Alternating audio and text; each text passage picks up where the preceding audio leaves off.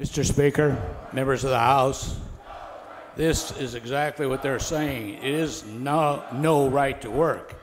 This is right to work for less. Less pay, less health care, and less safety. That has been proven by study after study. It's also one that has missed the scrutiny of the people.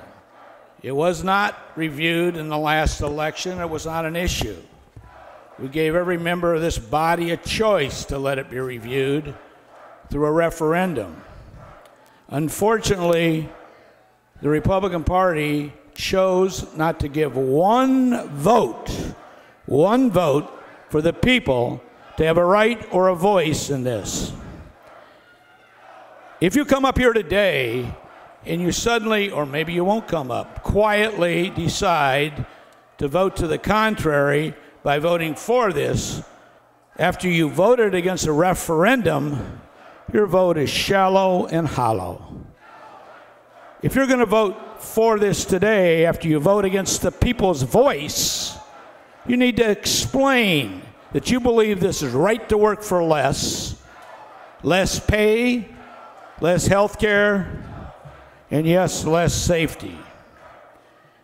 There are misleading ads paid by the millions from outside sources, which we have not been able to find out who's paying for them, that say what Representative Torr said.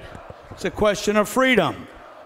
There's a federal law that you can't be forced to join a union. So that argument is specious.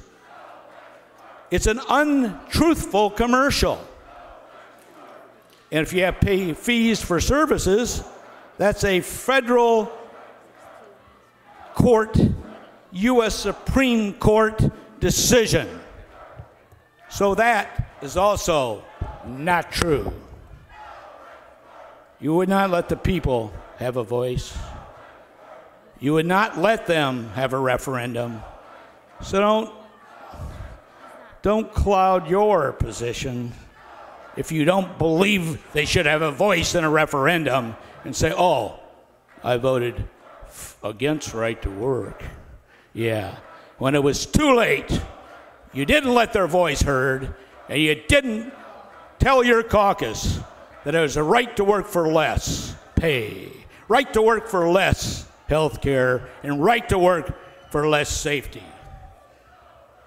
We need to vote no if you truly believe that, and you need to vote no if you want the people to have a voice, the people to have a right, if not in a referendum, next election. Let them have a voice in whether they're going to lose their pay, their health care, and their safety. Further discussion, Representative Bartlett.